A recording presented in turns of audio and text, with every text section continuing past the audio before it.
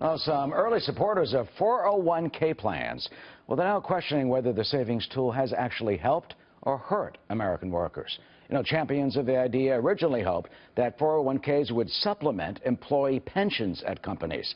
But now, 35 years later, it turns out the 401k's have often instead replaced pensions, and that's exposed workers to the big swings in the stock market. Joining us now to talk more about this is Fox Business Network, Cheryl Casone. Cheryl, you got a 401k, and companies have actually then used this to jettison the pension. Yeah, so this all started back in 1981. Herbert Whitehouse, who was at Johnson & Johnson, one of the first HR folks out there, that said we should offer a different plan.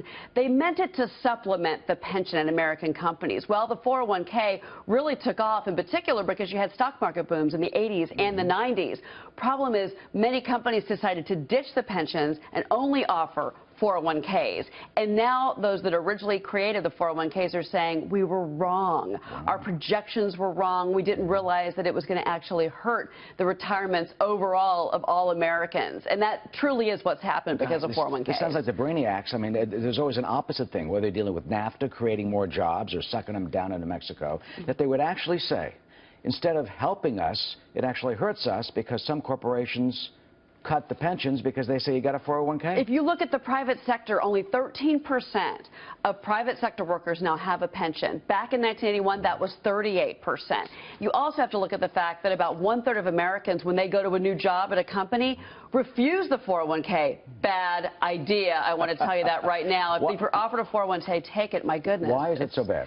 Well, unfortunately, because of the fees, these Wall Street fees that a lot of these funds, these are actively managed funds, meaning that there's some guy or gal out there or team that's managing these funds. Well, they promised to beat the stock market, keep up. A lot of times they did not. And with all the volatility that we've had, in particular since the year 2000 up until now, with the Great Recession, they couldn't keep up. So now you're paying higher fees, you've got stock market volatility, and then a lot of the companies are now realizing because of their own profit problems, they're trying to pull back on what they're offering to employees. It's kind of been a perfect storm, unfortunately, that these experts say we never could have predicted that this was going to happen. And what does it mean for our retirement? I mean, you put it in the mattress, you put it in the cookie jar?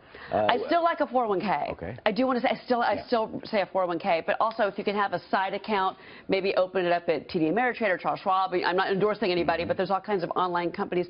Do that, but then also make sure that you know the amount that you need. If you look at surveys of most Americans, they have no clue what they need for retirement. Take your annual salary times 8.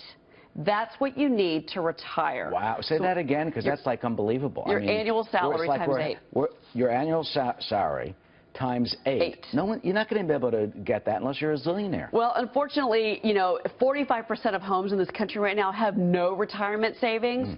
So for me to sit there and say you need 8 times your annual salary, that's going to throw a lot of people off their couches right now, I'm sure, if they're watching this segment, so because they realize they're not ready. Because you hear about those type of predictions and what we need, and what if you can't put it away? I mean, you can't. You've got expenses, you've got school, you've got the car, you've got the mortgage, and you just cannot save enough for those, in some cases, not that many years coming up when you're going to be retired. Well, the bad news is you're going to be working past the age of 65. Even one of the original creators of the 401k plans to work until he is 77. He was at the Johnson companies back in the 80s. So the new reality is, are we able to magically retire at 65 at this point? No, in particular because of what happened with the financial crisis. But you're going to have to keep working, and I hate to say it, and this is so cliche, but you got to start cutting back and cutting down. And it's cutting down your monthly expenses, cutting down your mortgage, your rent, living simply, especially for those that are in their 50s and 60s right now, because we're living longer. That's the other thing that no one predicted. You've got people going into their 80s, 90s. Healthcare is always advancing. That's a problem for, they used to say you can retire at 65. I don't think that's true anymore. I really don't. Well, on that note, we'll be in these chairs for a long time, I hope. I'll see you when we're 70. Cheryl, thank you so much. All right.